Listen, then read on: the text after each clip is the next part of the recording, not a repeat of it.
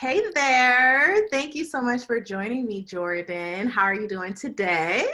I am doing great. Thank you so much for having me. It's definitely a pleasure being with you. Us Northwestern girls, we got to stick together. Of course. And I'm talking to you from Dallas, correct? Yes, Dallas, Texas. Awesome, awesome, awesome. Well, for those who don't know, I am speaking with Miss Jourdy, and I know her as Jourdan. Most of you guys may know her as Miss Jourdy, and she is so deep in the gaming and esports world and sports in general, basketball, to be a little bit more specific. And so we're going to get into a little bit more about the esports industry because I know absolutely this much.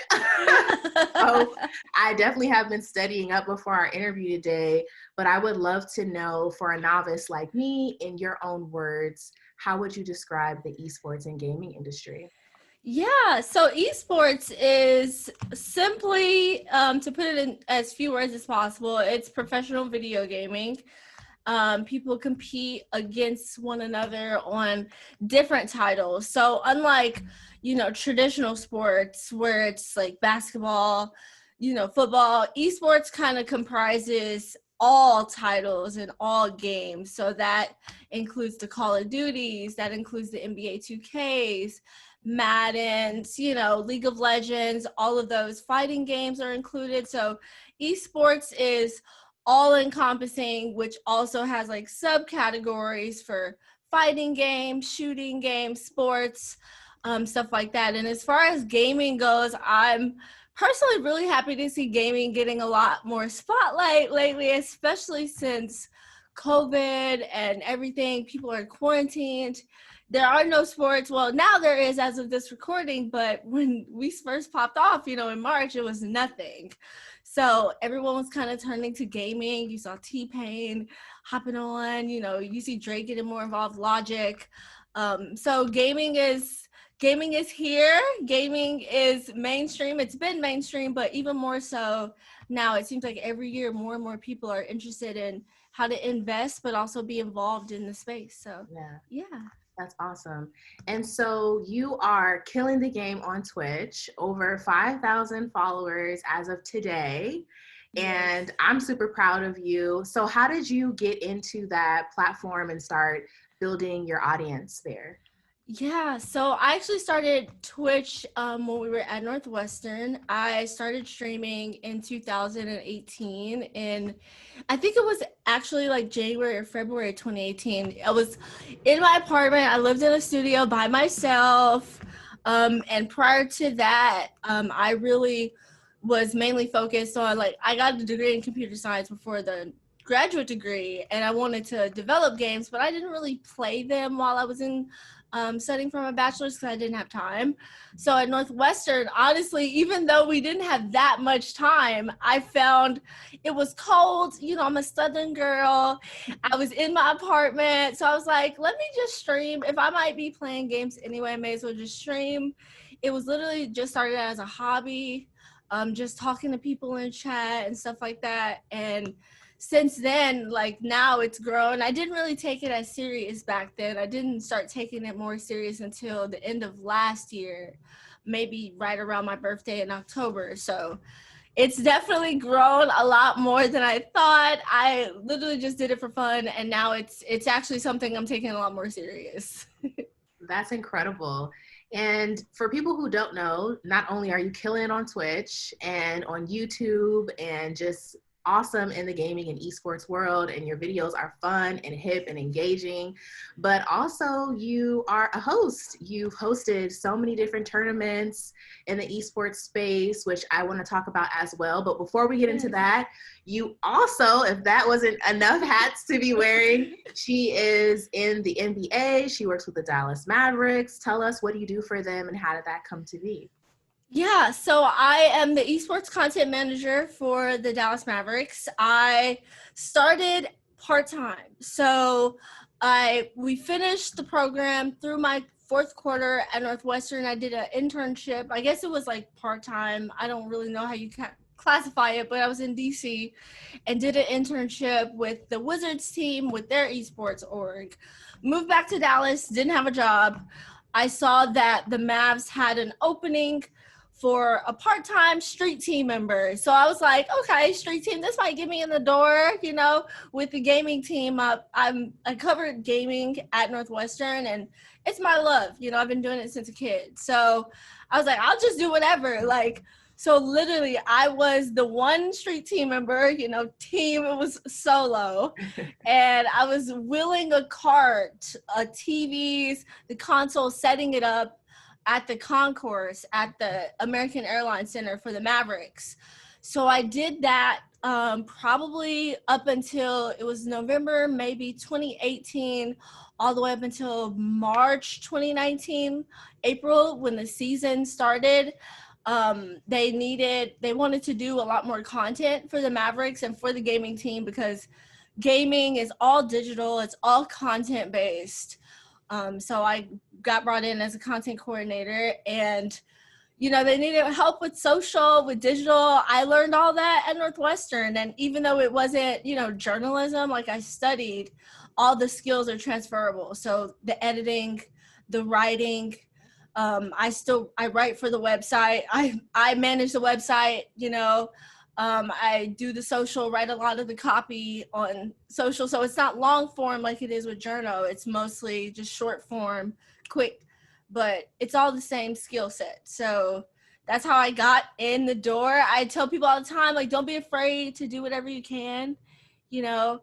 Even don't do anything crazy, of course, but somebody at one point maybe has to hold the umbrella, you know, and I consider myself the umbrella holder at the time, and now I'm here. So it's definitely a lot of work though, so for sure. Yeah, I hear that. And I think something that you said is so good for people watching this who are interested in the esports industry or even interested in the NBA or sports in general, is that the skills are transferable. That is something that a senior executive at the time they were at ESPN's The Undefeated had shared with me, is that, you know, really try to look at your journalism skills as something that's broader than the traditional scope of working at a news station or working at a newspaper, because your skill sets can be used in so many different environments with so many different people. People need writers, they need content producers, they need someone that knows how to do video. So when you really kind of expand that, I know like sometimes we get really zoned into, you know, the on-camera sports reporter at such and such station, which is awesome, but there also are so many other ways and avenues, and I think that you're a living testament to that, and also like trailblazing this space that wasn't around 30 years ago, 20 years ago, not in this type of capacity. So it's awesome that the Mavs are trailblazing in this territory and that you're a part of their team. Hello, they have a huge talent on their hands with you there. Absolutely. Yes, girl, thank you. I appreciate that. Yes, and a lot of times too, like, you know, I still do some on-camera work, not just like with the Mavs specifically, you know, interviewing the players, because again, like there's, like you said, there's a TV side where it's at the station, but a lot of it too is digital now, you know, digital personality. Look at TikTok, you know, digital personalities are huge. So it's like you can still do that stuff on like digital. It may not be as large an audience as you know, our parents see on TV, but all the young folks, exactly, all the young folks are on the social, and a lot of them don't even have cable. So, you know. Definitely. That's a great point. And just kind of rolling from that, I know you do a ton of hosting as well. Like I said, you've done on-camera reporting at esports tournaments, which is just super awesome.